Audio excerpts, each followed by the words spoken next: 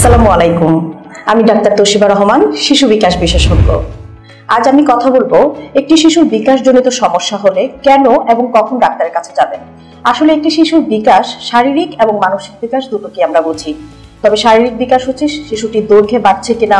ওজনে বাড়ছে কিনা, এটা নিয়ে আমরা যতটা চিন্তিত থাকি বা সবাই আমরা সচেতন, কিন্তু একটি শিশুর মানসিক বিকাশ নিয়ে কিন্তু বা অন্যান্য যে ডেভেলপমেন্টগুলো আছে, যেমন তার ভিশন, তার হিয়ারিং, তার স্থূল পেশি,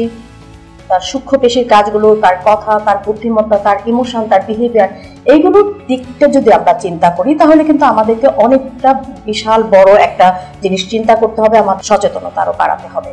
আপনি যদি দেখেন যে আপনার শিশুটি 3 মাস থেকে 4 মাস হয়ে গেছে, এখনো ঘাড় শক্ত হয়নি, 6 মাস থেকে 7 মাসে সাধারণত একটি বাচ্চা বসার কথা, 1 বছরে হাঁটার কথা, এরকম যদি দেখেন, অথবা একটি শিশু যে কথা বলার যে বয়সটুকুতে অন্যান্য স্বাভাবিক বাচ্চা আরো 8-10টা বাচ্চা কথা বলছে, সেই বয়সটি পার হয়ে যাচ্ছে, বা শিশুটিকে দেখে কেন যেন অন্যান্য শিশুর চেয়েও অন্যরকম লাগছে, তার চেহারায়, তার শারীরিক গঠন সবকিছুতেই সে একটু অ্যাটিপিক্যাল মনে হচ্ছে বা অন্যরকম বৈশিষ্ট্য সম্পন্ন মনে হচ্ছে, তাহলে অবশ্যই খুব দ্রুত দেরি না করে আপনি অবশ্যই একজন শিশু বিকাশ বিশেষজ্ঞর কাছে যেতে হবে। কারণ কিছু কিছু কারণে দেখা গিয়েছে যে শিশুদের বিকাশজনিত যদি কোনো বিঘ্ন ঘটে তাহলে কিন্তু খুব দ্রুত যদি আমরা শনাক্ত করতে পারি এবং আমাদের চিকিৎসাগুলো যদি শুরু করতে পারি তাহলে কিন্তু একটি শিশু সারা জীবন খুব ভালো একটা নর্মাল লাইফ লিড করতে পারে।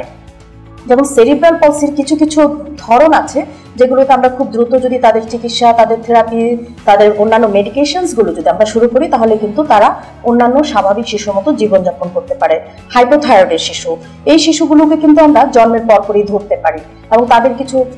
চেহারায় এবং ফিজিক্যাল কিছু বৈশিষ্ট্য আছে, সেগুলো দেখে আমরা শিশু বিকাশ বিশেষজ্ঞ আমরা যারা আছি তারা কিন্তু বুঝতে পারি এবং খুব দ্রুত যদি আমরা চিকিৎসা শুরু করতে পারি তাহলে শিশুটির যেমন তাদের উচ্চতায় সমস্যা হয়, বুদ্ধিতে সমস্যা হয়, কথায় সমস্যা হয়, তাদের পুরো চেহারার মধ্যে একটা বিকৃত ধরনের ভাব আসে, সেগুলোকে কিন্তু আমরা খুব দ্রুতই শনাক্ত করে চিকিৎসা শুরু করে নর্মাল অন্য শিশুর মতো জীবনযাপন করানোর মতো করে সক্ষম করতে পারি। এছাড়াও আছে ডাউন সিনড্রোম বলে একটি সিনড্রোম।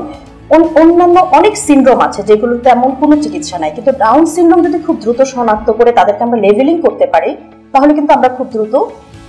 চিকিৎসাটা শুরু করতে পারবো এবং তারা কিন্তু নর্মাল লাইফ লিড করবে, এমনকি তারা কিন্তু সংসার জীবনেও প্রবেশ করতে পারবে। এবং একটি শিশু বিকাশ বিশেষজ্ঞর কাজ হচ্ছে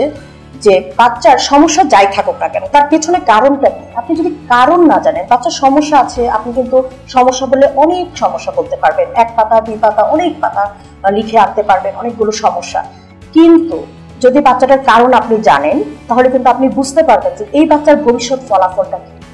আদৌ তার অ্যাডাল্ট লাইফ পর্যন্ত যেতে পারবে কিনা, তার জীবনে একটা পরবর্তী ফ্যামিলি, তার একটা জীবন আছে সেটাতে সে যেতে পারবে কিনা, তার চাকরি জীবনে সে যেতে পারবে কিনা, এগুলো সবকিছু কিন্তু আপনি জানতে পারবেন। এবং একজন শিশু বিশেষজ্ঞ একা পক্ষে সম্ভব নয়, তার দরকার একটা টিম, যেমন তার স্পেশাল এডুকেটর লাগবে, তার speech therapy, occupational therapy, psychologist,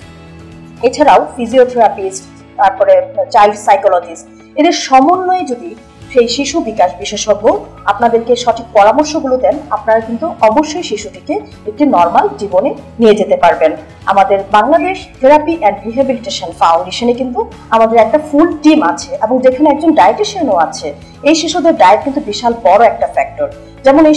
শিশুগুলো অপুষ্টিতে ভুগে, ঠিক তেমনি কিন্তু দেখা যায় অনেক জাঙ্ক ফুড খায়, এতে করে তাদের বিহেভিয়ার ইস্যুসগুলো থাকে, তাদের যে কমিউনিকেশন প্রবলেম, তাদের অন্যান্য অ্যাটেনশন হাইপার অ্যাক্টিভিটির প্রবলেম, সেগুলো কিন্তু অবশ্যই আমাদের একজন ডায়েটিশিয়ানের পরামর্শ অনুযায়ী ডায়েট চার্ট মেনটেন করতে হয়। আশা করছি আমার এই ভিডিওটি আপনাদের ভালো লেগেছে। পরবর্তীতে আরো কিছু ভিডিও নিয়ে উপস্থিত হয়ে যাব। ধন্যবাদ।